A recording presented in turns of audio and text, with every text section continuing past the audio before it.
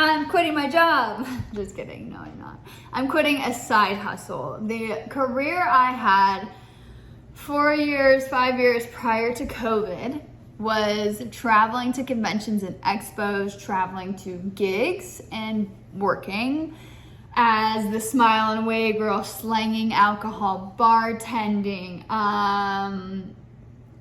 conventions and expos. If you've been to one, most people tend to get very, very intoxicated in those. So I have been around alcohol for a very long time. I don't think many people know this about me and like know what my past career was, but that's what I used to do. And I very much enjoyed it until I didn't. Actually, right before COVID, we were working spring training in Arizona and I worked for the Cubs and we have so much fun. It is by far one of the most incredible jobs I have ever have. I wish I could do it for forever. But what I realized was I was drinking a lot. The minute we were off, we were drinking. On our days off, we would come watch the game and we were drinking. It was non-stop. And then once COVID hit and I fell into this spiritual awakening and found mushrooms and yada yada, I realized for 4 straight years, I was just immersed in this life. And when I wasn't immersed in the life, I was coming home and going out to catch up with my friends. Margarita Monday, Taco Tuesday, Wine Night Wednesday, Thursday, end of the weekend. I've said this in another video. It was just a repetition. And so I have decided that I am officially going to get rid of all things that don't serve me. Although it is good money and it's good to have the side gig, what I've noticed is that as I continue to push aside things that I know aren't serving me and things that I know aren't going to help me pursue the life that I want, the minute I get rid of it, things start happening like crazy. Like for example, here you go, baby. You want some cheese? Yeah, you want some cheese? I, the other day, had an opportunity to work for a company that I don't really align with. And I was like, dang, money sounds great right now, but I just can't do it. The next day, another gig shows up that pays more.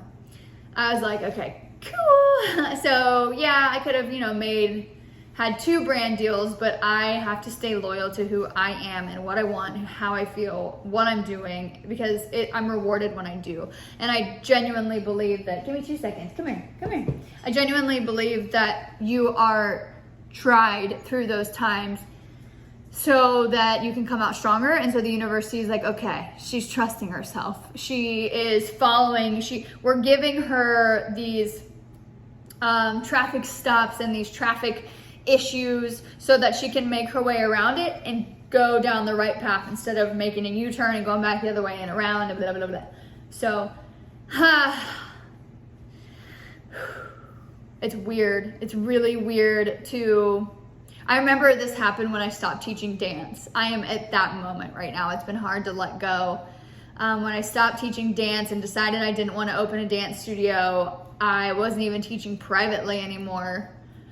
I was like, holy shit. I went all in on this career and it was by far one of the most amazing careers. And I did find that I really like to do commercials from it and it led me down a good path, a healthy path, but it also led me down a pretty gnarly path.